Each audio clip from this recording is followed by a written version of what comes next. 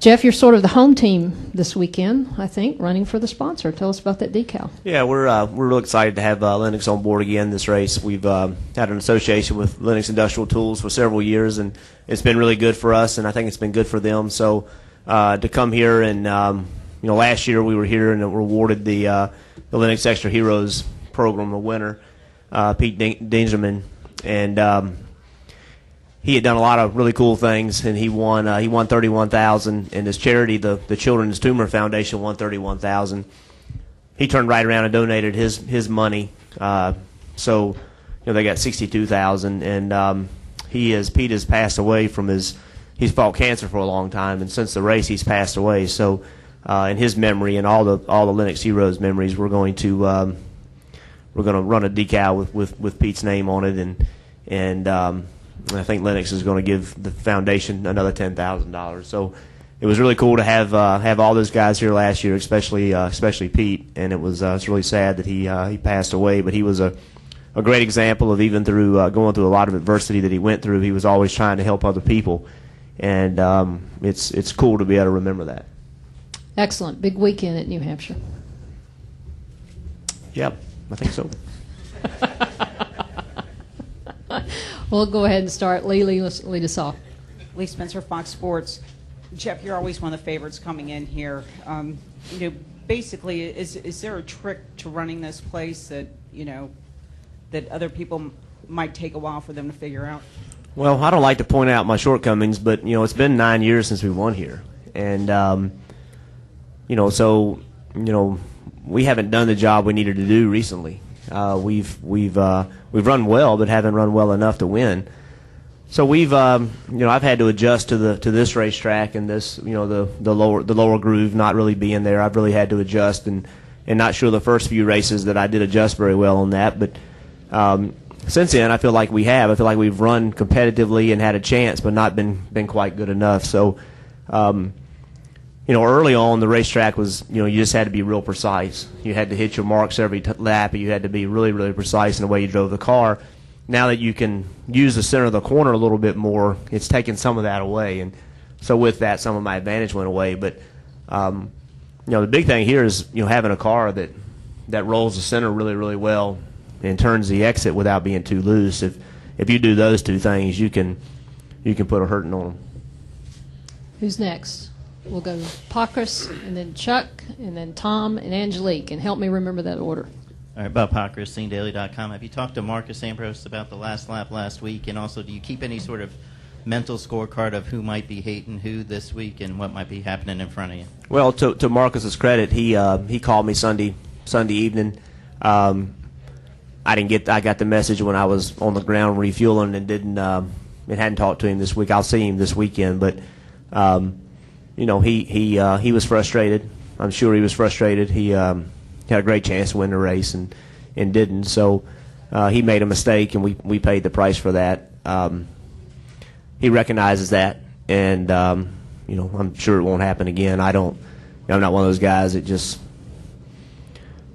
every time something happens to me, I have to store it away and try to go get them back. I think that's a terrible way to live. But he needs to give me the respect that I give him, and he recognizes he made a mistake.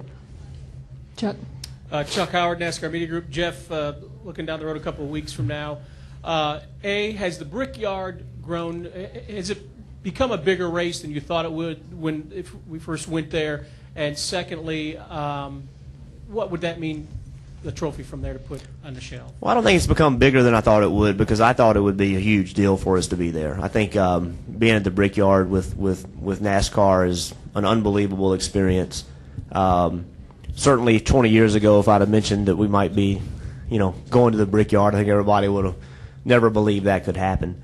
I've been fortunate enough to run every race there, and it's a hell of an experience, to be quite honest, to be able to go there and see everything that goes on, and it's just a whole other world. So it's a big race. I mean, it's a really big race. The things that are in front of me that really mean a lot to me are winning a championship, winning a Daytona 500, and certainly the Brickyard's on that list as well. Tom.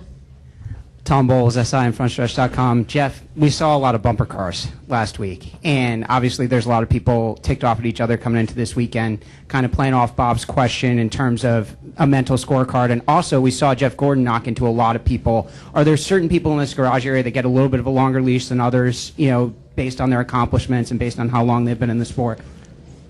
Well, I thought last week was horrendous. I thought the respect shown last week from driver to driver was completely unacceptable. And, if our sport's going to become that, then we need to change it from racing to demolition cars, because that wasn't racing last week. The track's very difficult. Now that we do double file restarts, it's not a bad idea to think about changing turn 7 and how much we have to slow down for turn 7 to try to separate the field a little bit before we get to that corner. But ultimately, it's a driver's responsibility to have some respect for each other. The last 10 laps of that race didn't look like we were the best drivers in this country. It looked like we were some of the worst drivers in this country. And if again, it's just ridiculous. And some people, without a doubt, I ran all over Mark Martin one time. We got in the corner. Somebody made it 3 wide. I didn't know they were going to make it 3 wide. They just popped up there because I had to slow down to keep from running over Mark.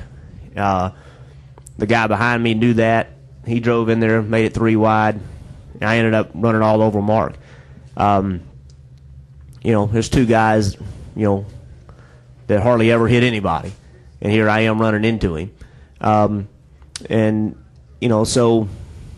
I contacted Mark after the race, he's like, "Don't worry about it. No big deal. I understand," because he knows that, if I hit him, it's because something happened. And so the length of your leash depends on your relationship with the driver that you had the incident with, and it's just that simple. Jeff. And I think Jeff will readily admit Jeff hit way too many people last week, but I know exactly why he did it. The reason he did it is because if he slowed down as much as he really needed to slow down, he was terrified the guy behind him was going to run over him, because history says that's what's going to happen. And that race has just turned into a demolition derby. Yeah, a quick follow-up on that. With road course and experience, you guys only running twice a year. Does that play into it? It has nothing to do with road course and experience. It has to do with respect. Everybody in this garage knows how to use the brake pedal and use the throttle and use the steering wheel, and people chose not to do it correctly because it was either in their best interest to run over the guy in front of them, or they were trying really hard to keep from getting run over from behind. And we saw, on Saturday afternoon, I watched the nationwide race, and they had all those wrecks at the end of the race, and I said, "Boy, that's awful. That's terrible racing."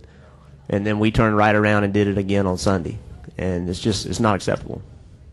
And there's nothing wrong with hard racing, okay? I don't want to get letters from fans saying, "Oh, you just don't want to race hard." I don't want to hear it. I'll race as hard as anybody wants to race. It takes skill to race and not wreck somebody. It takes 0 skill to run over top of anybody. It takes no ability whatsoever to do that. On a restart on a road course, it takes no ability to wreck somebody. And, what we saw last week wasn't about ability. It was about a lack of willingness to do the right thing.